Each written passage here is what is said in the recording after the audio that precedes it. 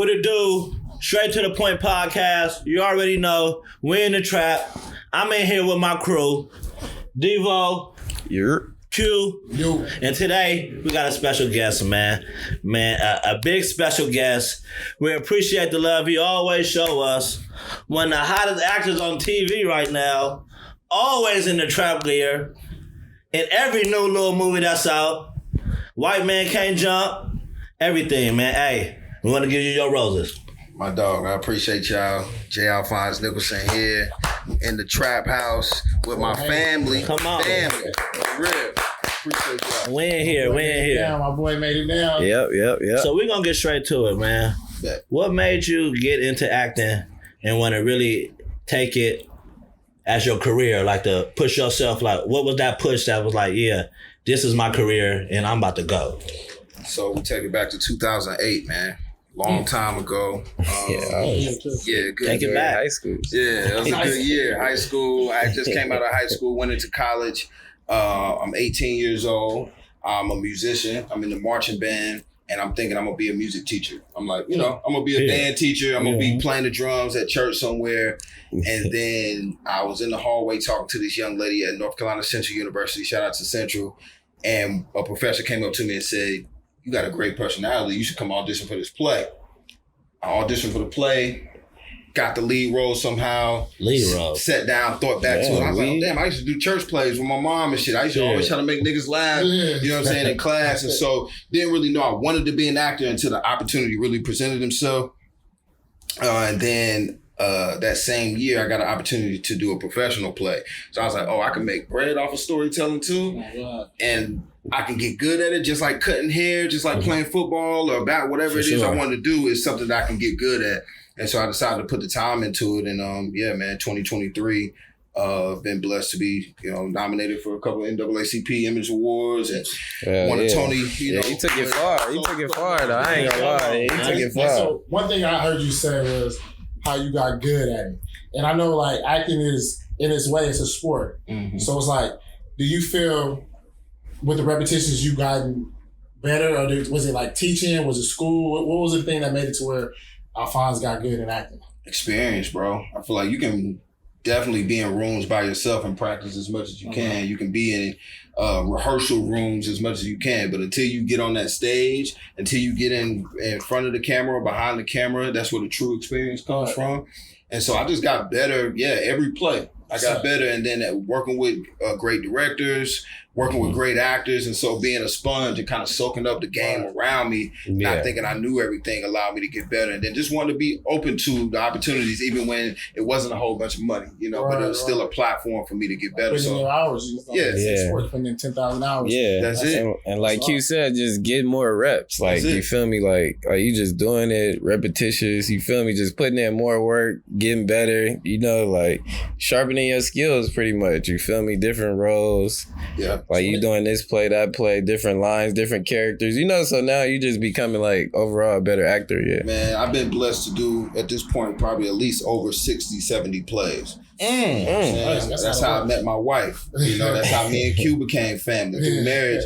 I did a show out in Oakland, California. Shout out to Oaktown. Shout out to the Bay. Shout out to the Bay. And just opportunities that theaters brought me into things I never thought, like meeting my wife, and obviously growing into having all these opportunities, different roles come my way from the stage. So the stage, man, from 2008 till now has had a huge impact on my career. That's cool. So the stage is more of, you would say the stage is more of your thing, or what's easier for you to get into your mood and you get into your role? Is it the stage, or like when you're in your dressing room before you go on the stage? It's easier to sit in that trailer and wait for them to come knock on the door, pick you up. That trailer lot different. That shit a little different. When you look in your bank account, you're like, oh, okay. But theater is more rewarding, I would say, as far as like, you get up there, it ain't no cut. Yeah. It ain't no, you know what I'm saying? Yeah, you on the go. And so once you get on stage,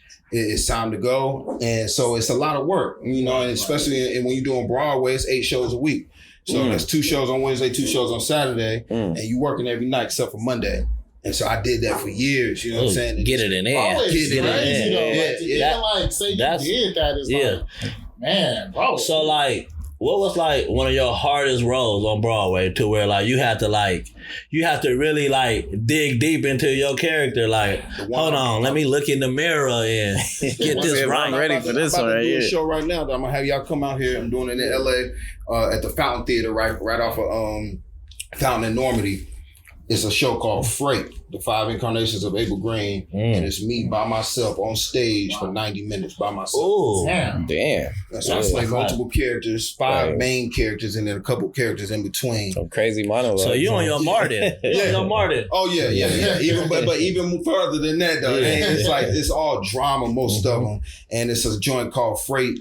Like I said, the 5 incarnations of Abel Green, that follows a black man through 5 different incarnations from 1910s all the way to the 2000s. Yeah. And so, y'all gonna come see it, give y'all a different perspective of what that stage shit be like.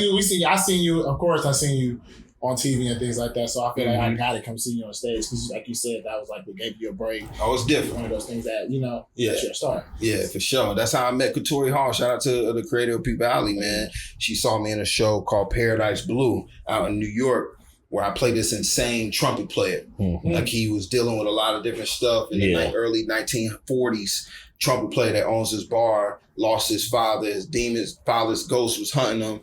And so from that, Victoria was like, all right. I see your range. I see the range. I see the range. Oh, you can go. Yeah. You can do that thing. That's crazy to even like be able to like sit there and play 4 or 5 different people on the stage and things like that. I know that's like Eddie Murphy. Like that's greats. Greats do that. I'm definitely inspired by them. My wife caught me the other day. I was in there watching Martin. Oh, that's man. That's my favorite show. Martin is a legendary show. Episode, Mama died, and Martin about to throw him on the curb. I get weary. Start singing for the nigga, but I've always been inspired by those cats. Man, knowing that they were comedians, but it was always something where they had to drop into those characters and bring them to life too. So definitely Eddie Murphy-esque.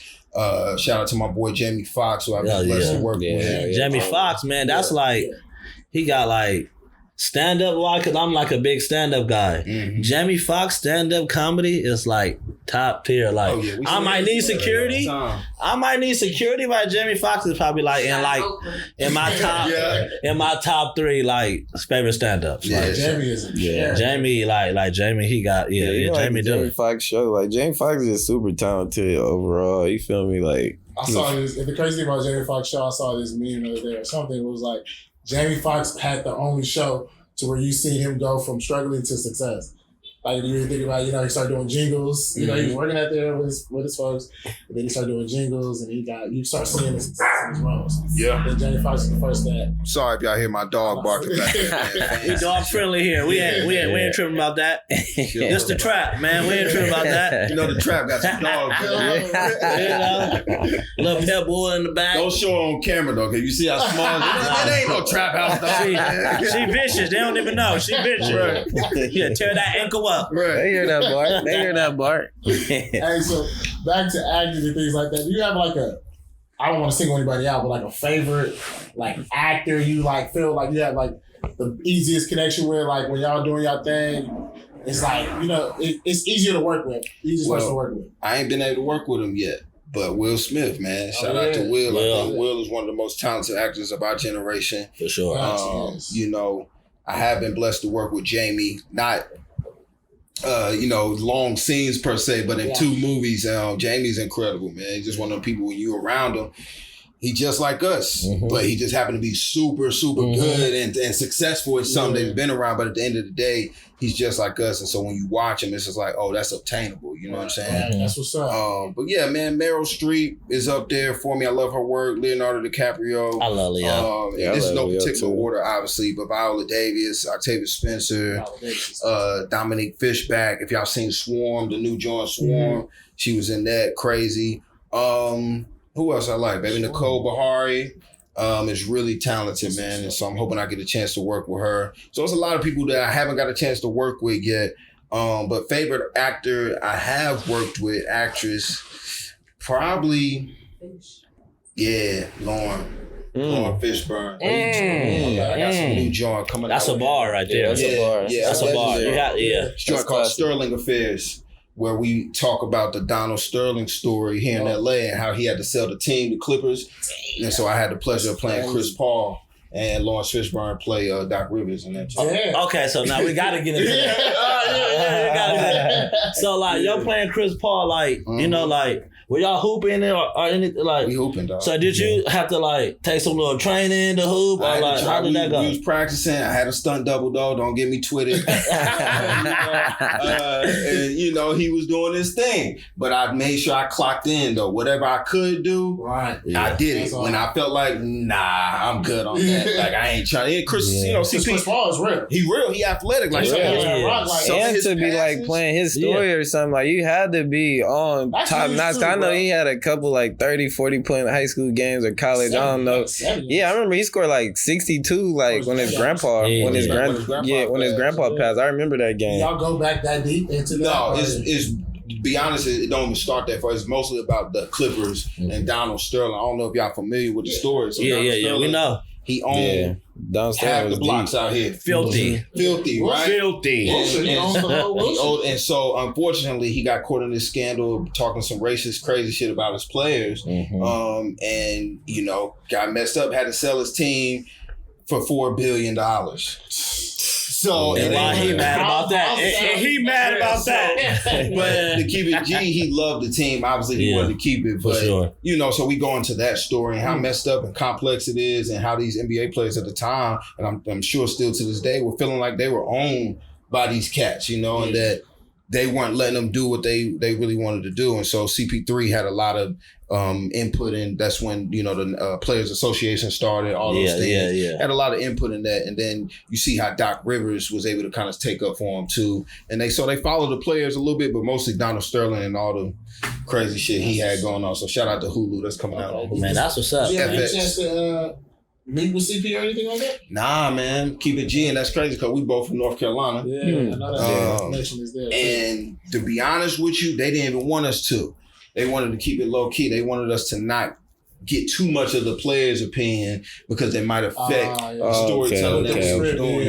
They don't want you coming in like, well, nah, he said, you know what I'm saying? Like, well, he didn't do that on that play. I was with Chris, and Chris told me like, nah, that game didn't even happen like that. Bro. Nah, but CP3, what I did was I didn't try to beat Chris. I just tried to be the aura of Chris. I got the walk down pack. I grew my beard out, you know, and he's a North Carolina brother. So I know what he cut from.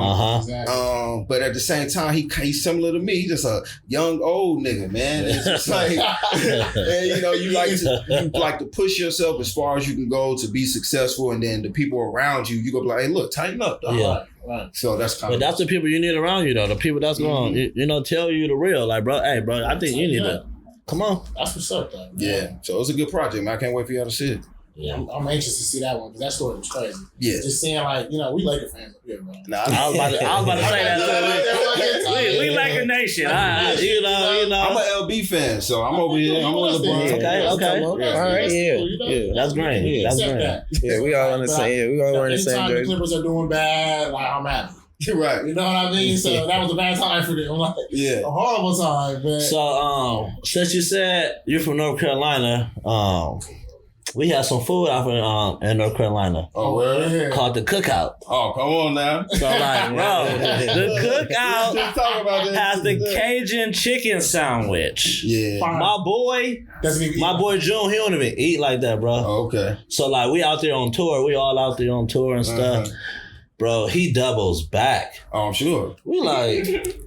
Then we thinking like, hold on, bro. We gotta try it. Because the first time, he just went, I'm going back, it's da-da-da. Then we one of the game changers about Cookout, though, was they had that extra side. You know, like in LA, California on this side, you know, we get the burger with the fries. Yeah.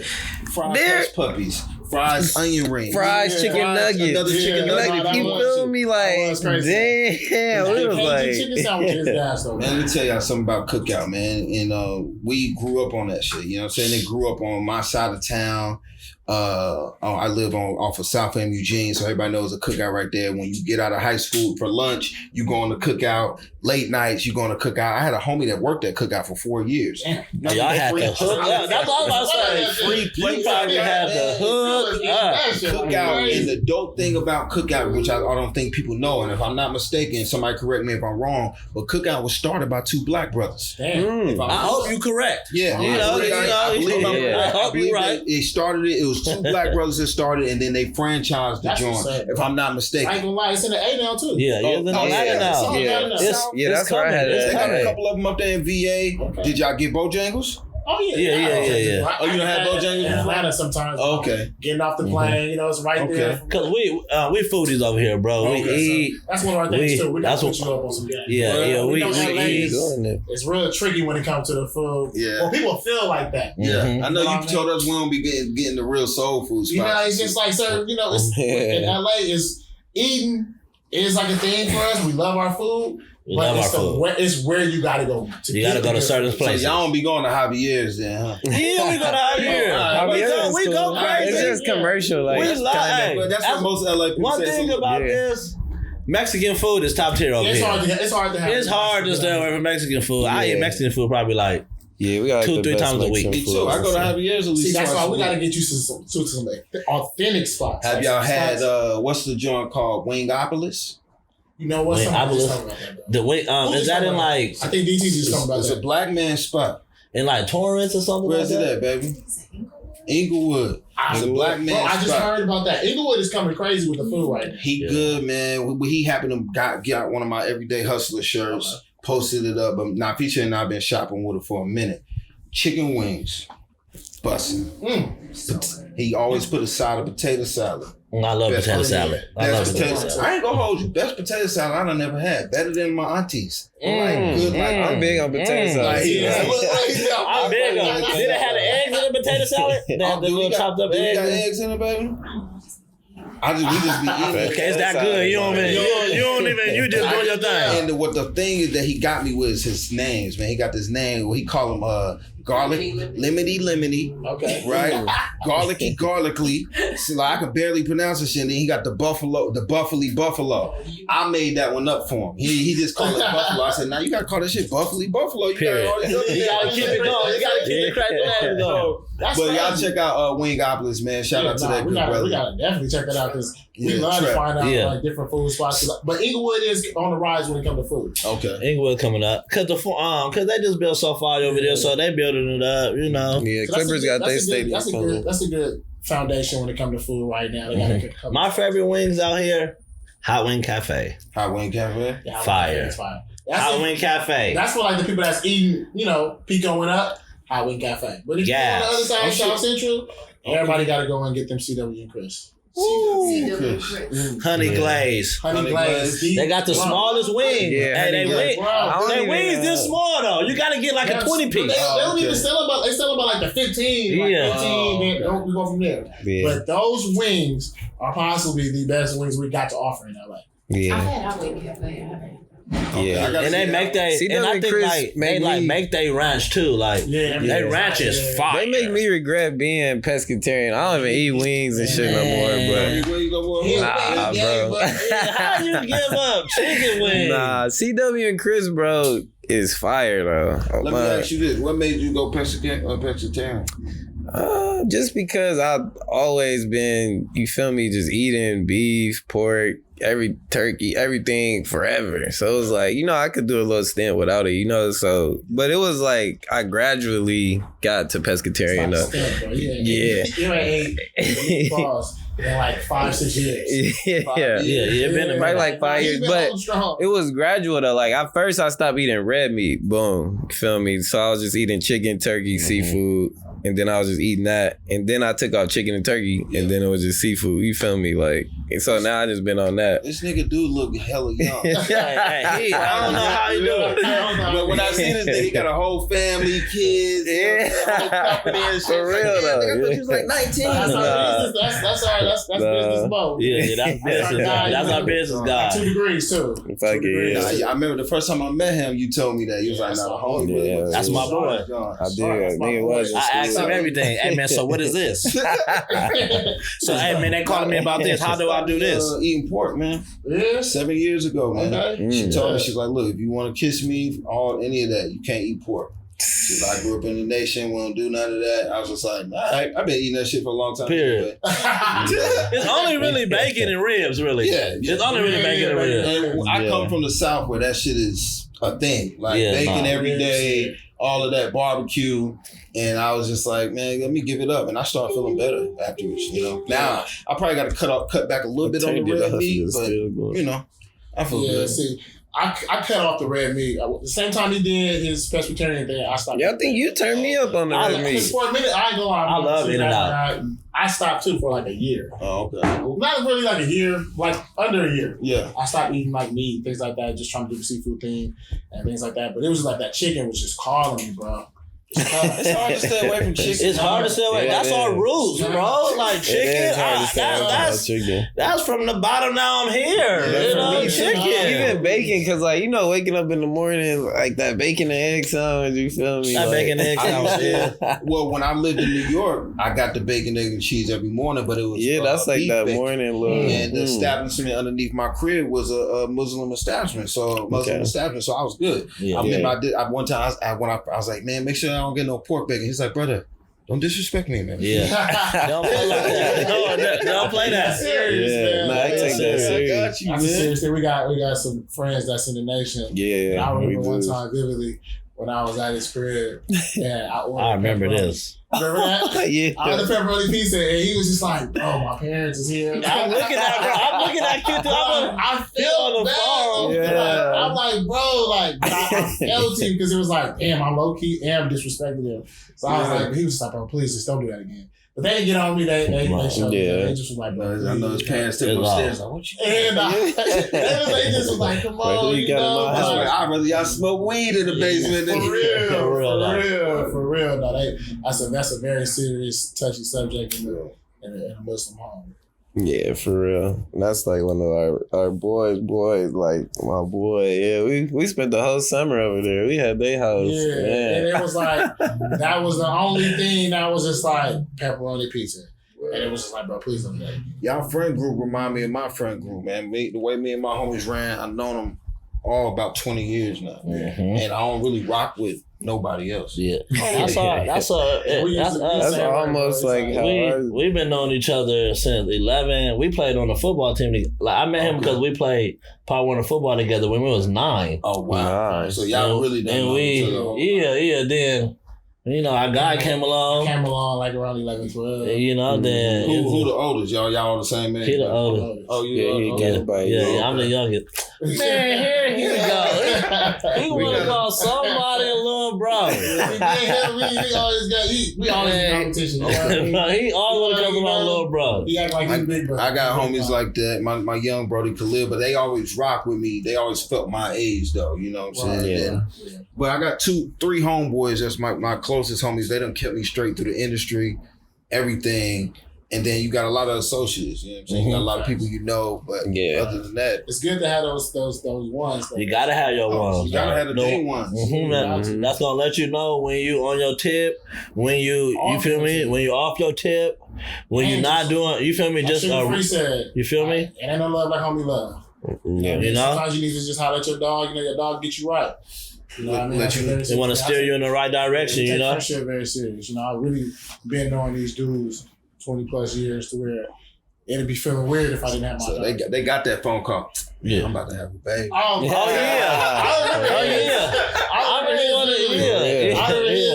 Man. It's that deep. It was deep. Yeah. And I for remember sure. mine. I don't remember they were mine, but I remember his vividly. And it was like, he was telling me he was Yeah, we done been through a lot of school together. He's just like, man, bro, I'm thinking I'm gonna have a kid. I'm like, damn. I remember when we all first started smoking at different times. Oh yeah. I Oh, y'all ain't smoked together? No, I was like, He a rebel, bro. I was the rebel too out of my I'm the group. rebel. I'm the rebel. I'm the outlaw. Yeah. I'm thug life. It was so funny because he was the first one to really like start smoking, and me and him is like judging him like, damn, bro, you see Cream smoking, bro. Yeah. What is wrong with him? And then he's like, bro, y'all gotta hit this shit. Later on that night, he's smoking. Later on that night. I ain't gonna hold you. I started smoking when I was like 12, 13. Like my cousins, and it's silly now, man. R.I.P. to my dog, man.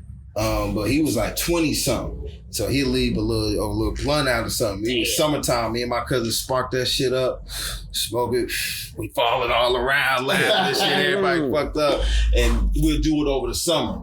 But by the time I got to high school, about 14, now we, y'all pissing get up. a little cut. Yeah, Everybody, hey, y'all shit, we get $2, smoking nigga. Yeah, Got 5 on it, literally. We Right, get our literally. little nick bag. And see, it's different for y'all out here. Y'all probably always had good smoke. Oh, we always had some gas. Yeah, we did.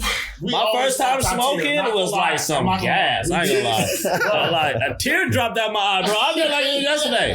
I hit it. That's a true story. I hit it. I said, damn. A tear dropped out my eye. Like, then I passed it to the other homeboy. He hit it. And he just laid down.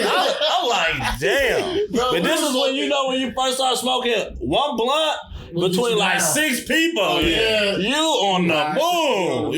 Everybody gassed up. Bro, for we sure. started off with OG. So it's like, bro, we're smoking some whole We started shit. off with Red G, nigga.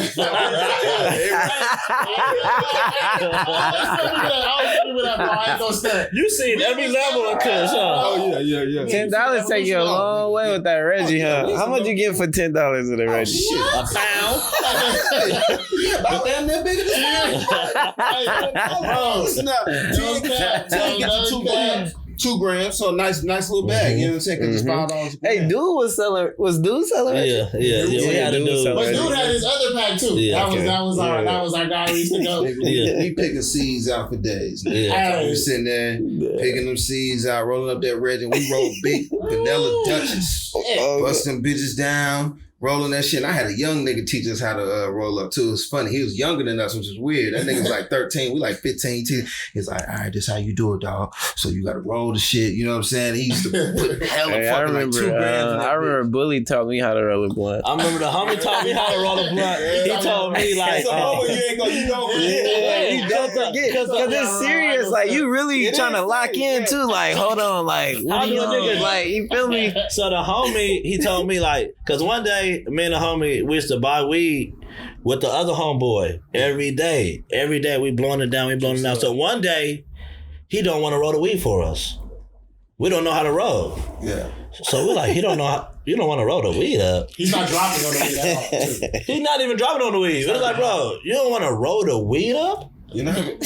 We like, bro. Then we said, okay, cool. The next day, we had the swishers because it was swishers. So we took all the swishers out and put the guts back in and tried to roll it, tried to see like, we don't want to waste no weed. Yeah, We're not about to waste no weed experimenting. No. Oh, my weed back in the day, I was like 16. Nigga, that's McDonald's money. My father can go to anything. I got to practice on this goddamn with the switches. Guts. We was on the switches heavy.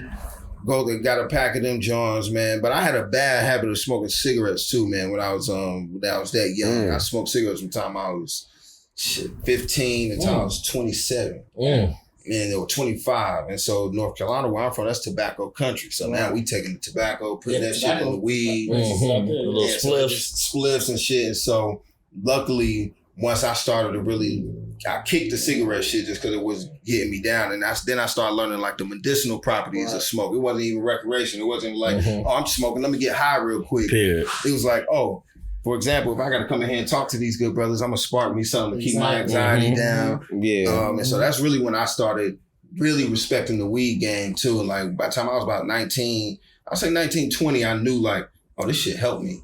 Like I ain't just trying to get high, you know what I'm saying? And then 22, 23, I'm kind of traveling the world a little bit by myself. I always knew like, oh, let me smoke me a little joint or something. And then by the time I get to LA, shit, It's here. 10 years later, I'm like, I want to get into the joint. Boom. You know Yep. So that was my next thing. Yeah. Like, I smoked it before, man. I'm not gonna lie. This is some good weed. let me get the lighter so I can taste it. Yeah.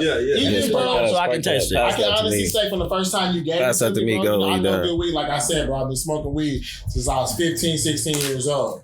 And, we like I told you, we never smoked Reggie. I'm not going to, I hate none of this. Not saying that. I'm going to keep it 100. We just from LA, bro. We never had a reason to. We just smoked some Reggie. We just didn't know. Yeah.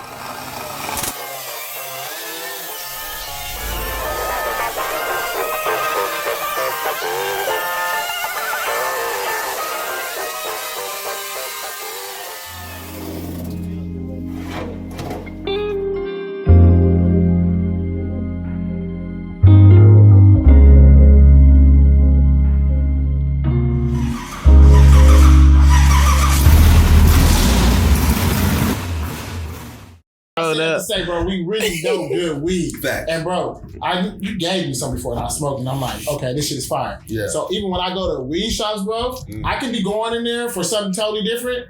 But if I see your shit, I'm gonna buy it. Just because I know I'm getting good quality top weed. That's love, bro. So it's like, bro, I gotta give it to you on that, bro. Oh, thank you, man. Yeah, for real. Shout out to Ball Family Farms. Yeah, I remember we first sampled it at one of your release events. Oh, okay. Yeah. You had y'all been to all my I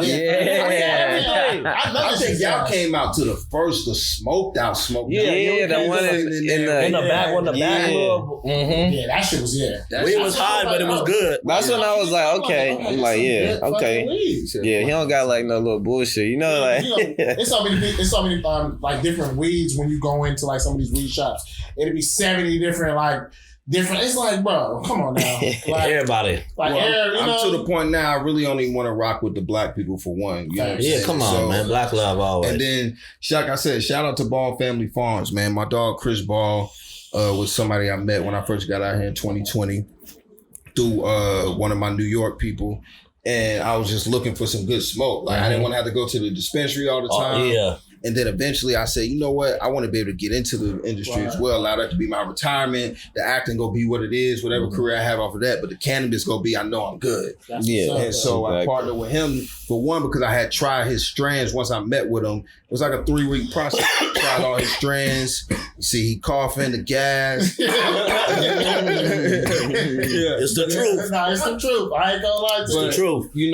I'm sweating and then I saw how he was doing his packaging. I said, yo, that's fly. He's like, how you want to do your joint? I said, I don't know. He's like, well, let's just put you on there.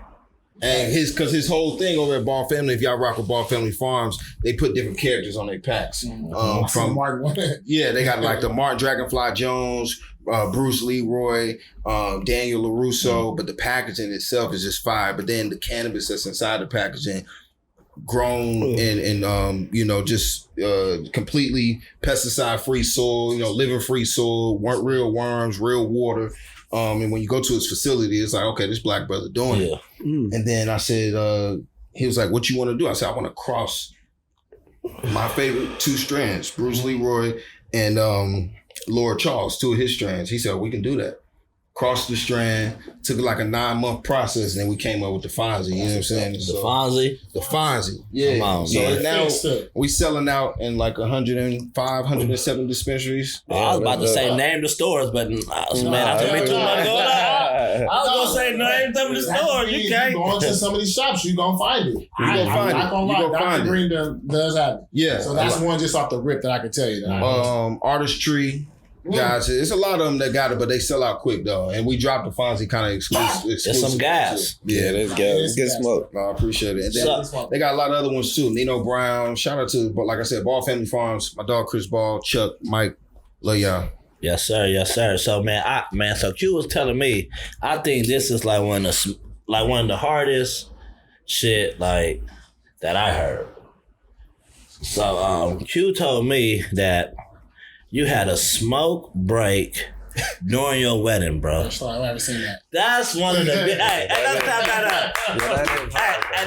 that's a smoker dream. Yeah, that's a smoker dream. Man, just tell me like how was that talk like with your wife, breaking that down to her like I gotta put this in. Like, This has to be in the whole like thing. this I gotta love be you. in the mix. Man, at first, it was just like, baby, well, I want to smoke at some point in the wedding.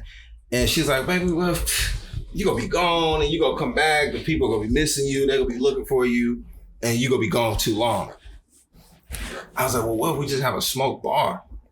Like a little where we do it all together. And she was like, okay, I'm down for that. And I was surprised that she said she was down for that. Yeah. But she said she was down. And my boy Chris Ball over at Ball Family, he was like, yo, we gonna take it to a whole nother level. Like we gonna put a whole bar out there and gift it to you and make it a thing. And so that bud tenders. Shout out to Viviana, our location where we had the wedding. They had never had a cannabis bar at their venue. But the owner does these events where he cooks with cannabis. And so he's like, I've been wanting to try having a cannabis event. And so we ducked out the bar. People loved it. Somebody went out there at the wrong time and started giving people weed. So people were smoking at a moment where they weren't supposed to. But we got it under control. And then when the reception came, everybody was able to go out there and smoke, man, have a good time. Good little 30 minutes on my baby. Damn, that's dope. Hey, you're the first to do it, bro. Look, man, New York Times reached out to us. Everybody reached out. A couple people reached out to do some articles and was like, how was it? You part of the new wave. People are doing that now. And I was like, bro, hey. That's why when I told him, like, bro, he had a smoke break. I'm like, bro, I ain't never seen no shit like that. Everybody At went the home wedding, at least too. 2 joints with the Fonzie. Exactly. We had them custom made with our initials at the bottom of the glass. Man, that's just a bar. That's just a bar, bro. Yeah, that was a bar. Like when he told me that, I was like, bro, he did what? And he said, bro, you don't even get it. You don't, I said, bro, he did what? he stopped during the wedding. And you know what? I said, oh. I said, I know why he got married to his wife. She cool. Oh, yeah, she cool. She cool. And we got them. I walked out to shout out to my baby. She let me walk out to Every Nigga Is a Star. Yeah, I don't that know was if you hard remember too. that. I remember walked that out too. to Every Nigga Is a Star. I walked out to that one. Shout out to the homie from it's a black homie that put that together, man. I forget what's his name, baby. The homie that put my suit together. I'm thinking of his Instagram handle. That's not his name. Damn. Marlon Simpson. Marlon Simpson. Shout out to Marlon Simpson. Killed that suit. Kamal and them got a bunch of suits made from Killed them. that suit. But yeah, man, our wedding was black. That's how they announced. Look, that's how we announced it. Look at that. We had the weed picture up on the wall. Man, they had the weed on the wall. Let me see. Go. Hey, man. Hey. Man, if I was to get married one day, hopefully that I do, I know that's not rolling at my wedding. I don't even want to like go through like the argument. You want to do this? Your wife is the real MVP, bro. She the real MVP. Give it up for my wife one time. Give it up for your wife, bro. Shout out to wife. A black woman. A black we woman. love it. So you better know it.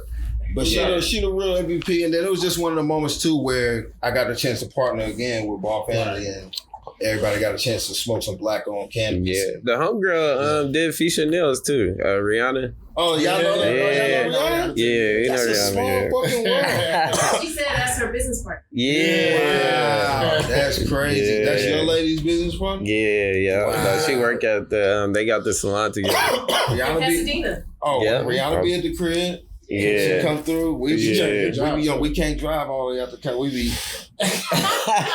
like, baby, just pay the fee. Pay the fee. For real. I She be did good work. sitting up in there getting my shit. I feel you. Because that LA traffic is no bitch. And it ain't no joke. And then Rihanna's good too. Shout out to a black woman in the nail industry. Room nails. Panic Room Nails. You know what I'm Panic Room saying? Nails. Small. That's 1 degree of separation, bro. So that's For your real. lady's salon.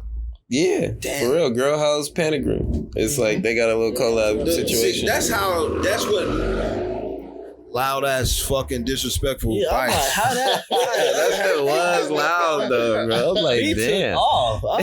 Yo, that New York taught me that, right?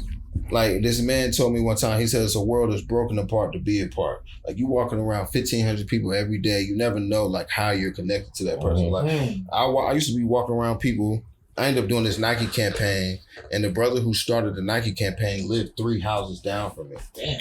Like 3 doors. And so when I met him, he was like, yeah, bro, I live in Brooklyn. I was like, oh, me too, bro. He's like, where you at? I said, I'm on Rochester. He's like, bro, me too. I was like, I'm on Rochester 3. He's like, bro, I'm Rochester 6. I was like, bro, Renze, like, I pass you every day. Every day. Damn, that's crazy. Small fucking world. This is 6 years later that I meet him. And you know what I'm saying? But the fact that your business partner, ladies' business partner be at our crib, it's a small world, man. Yeah, small world. It is crazy. I hear you mentioning the Nike thing. I see you do a lot of things with Nike. What's all that about? Oh, man, I did the Yard Runners campaign, Brody, going on 3 years ago now. Mm-hmm. Shout out to Nike. They recognized me for going to a HBCU, Central, North Carolina Central, and we released a new version of the Blazers. Mm. And so Yard Runners was started by a young group of Black people that work at Nike. Some transition down and work at other places, but shout out to those people, the ones off the top, Richard Palmer, Arenze, Brittany, Deb. And so they highlight 16 protagonists on something they got going on. Most of these people being from an HBCU. All of them being from an HBCU, actually. And so I just happened to be a part of the second class. And what came with that was definitely a nice little check. But then, only right you get a check. But then any Nike shoe you see me have on at this point is just what's been coming from them. They just show so much love. The Yard Runner campaign is crazy. That's legendary, bro. You ain't shot not one shot through, not one ball. You got to roll with Nike, bro. That's great. And I'm trying to get the real Dilly. You know what I'm saying? Like they do bless you, bro. I be watching your story. I'm like, damn, Nike. All the shit. I see the Tiana Taylor Jones just came, but they sent a meme pack the other day. This speaker box, the Nike 150. I mean the 50th anniversary for hip hop. Yeah. I saw sent that. the Dre Beats headphones. It was nuts. Yeah. Brand new, some forces that were custom. Like they go crazy. That's hard, bro. That's that's all love. Yeah. It's to be able to tap in and get something going with Nike, let alone get free Nike. Like, what I ain't grow up having none of that shit. You feel me? And now you get free. Like, I'm blessed with it, man. Free is a bar. Yeah. One day my son might get them. I might get them. Bless him with it, man. In that pack with the Nike on it. Yeah. Oh, he got some cold ones. So, do you have kids? What? Yeah, I got my son is 12, going on 13, going on 30. Big, man. And then my stepdaughter is about to be 18 soon. And so our babies, man, they halfway through their little teenage years. One of them about to go into her young adult years. And they don't want to be bothered with y'all no more. Nah. Y'all old heads to them. Yeah. Luckily, man, by the time I'm 40, my son will be 20. So I started early. And for me, it puts me in a position to where I'm going to really be able to kick it with them, put them on game. I know you got, one baby? I got my one little. He out there balling, too. Doing his thing, man. But I went a little early, too, which is cool, because I hear you say the 40-20 thing. Yeah. I want to be like that with my little dude, too. Be able to, still move around and put him up on game, kick it with him on a different personal level as he grows. Yeah. So, man, having kids is a crazy thing, but it's one of the best things I ever did, for sure. Yeah, for sure. Yeah, I got two. Feel me? Yeah. I got my little girl. Well, she's not even that little. She freshman in high school. Oh, right. Then I got my little son. Yeah, he little. He 2. Feel me? But this nigga look like a freshman in high school. Nigga, freshman, bro. For real, people be thinking my daughter is like my homegirl, like my little sister, bro, or something. Like he's coming to me at 19. Like, yeah, bro, I'm gonna have a kid. It was crazy. I had a kid very young, bro. That's the whole thing. The first he one. Grew up fast. Yeah, he immediately grew up. Had to. We was like, what? I still don't got no kids. I still don't got no kids. Freshman in college. I was 19 going on 20 when I had my son. Yeah, I was at ASU. I remember I called him. He was in Houston or I remember something. I was doing everything. I was walking and his call, we always talk. You feel me? He was going to college at ASU. I was going to school in Houston. And then the talk was different. The tone was different. And I'm up. I'm like, yeah, bro, I was out last night. I'm doing this. I'm doing that. And he just like, all right, that's cool.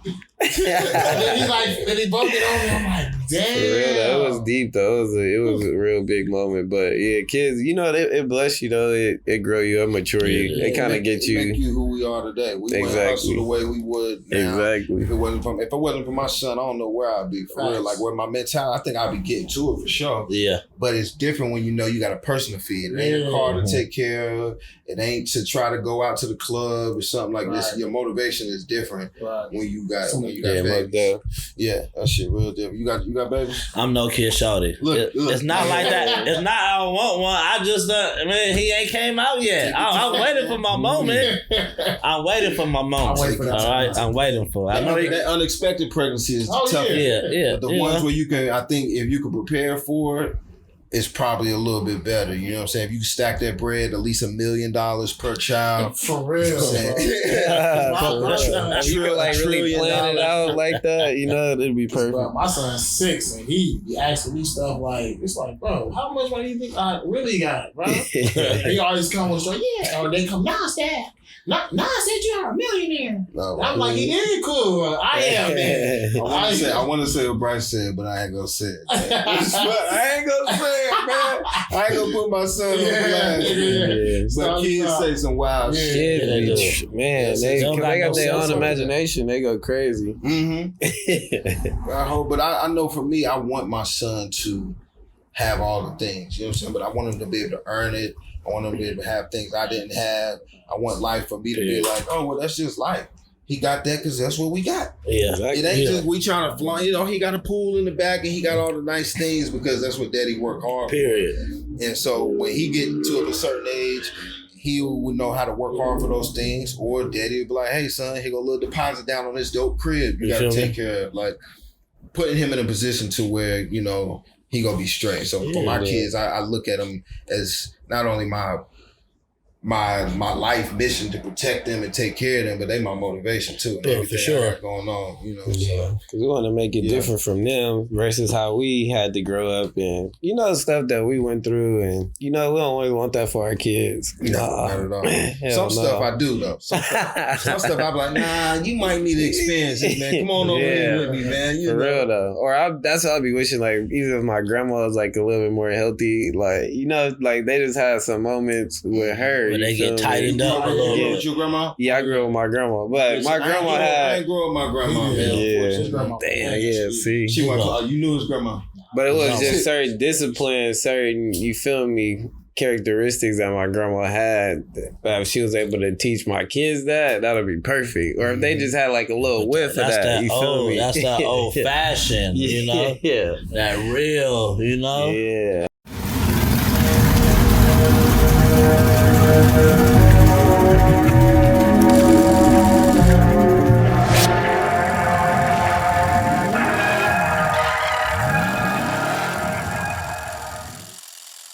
Before we get you out of here, we gotta ask you a couple questions about sports, man. We know you're from North Carolina, man. Yeah. Are you a Charlotte Hornets fan? What's going on with that? You know, they got one of our boys down there, LaMelo. Okay. Yeah, I ain't been a Charlotte Hornets fan since like '98.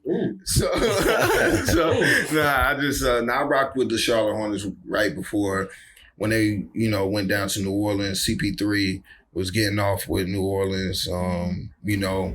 But yeah, I haven't really, I mean, Muggsy Bogues, obviously that era, they were really cold back then. But yeah, man, I ain't really checked in with the Hornets. But the Panthers, shout out to the Panthers. We got that young black quarterback out there. Yeah, I asked you that. You know, he's from out here too. He from out here? Okay, I ain't know that. You been Panthers since like Cam Newton or?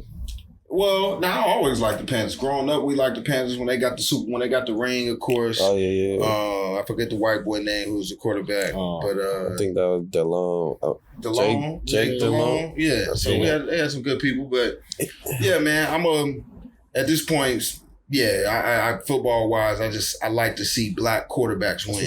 So if that's Kansas City, if that's the Eagles, if that's the Ravens, where the black quarterbacks at, that can get the dub. Black quarterback, that's really a thing too. Like they really be doing their thing too, but black quarterback, they never kind of got around to letting blacks be quarterback until now. Now they see how much success they have, and now everybody want to have black quarterback. Yeah, it's big. It was a few. We had Mike Vick, we had the McNabbs of the world. Exactly. Cunningham, even like Randall Cunningham Cunningham was nice. Cunningham, Culpepper. Yeah, McNair. Culpepper was nice. McNair. It was We had some, There was some runners out there. There was some runners. It was some out there for sure. But now, it's far in between where you really see some solid ones or whatever, hype it up. I hate the Justin Fields situation where they kind of knew what type of ball he was playing, but then they put him in an organization where they're not going to play that type of ball. So it's like, he was doing this really well, but now you're not letting him do that. So, And it's really like, his offensive line don't even be blocking for him either, bro. Like, which is pretty weird to me. Like, and his ceiling, like when he played good, like he ball, he go crazy. Like, his type of ball with the coach. You feel me? When they are, when they compromise and play his style, they win. But yeah, man. But it's football wise, black quarterbacks don't really got a team that much. North Carolina. I love North Carolina, but our sports teams, they ain't really been hitting on nothing much lately. So, but shout out to LaMelo, though. He be balling out there. Yeah, no pun intended.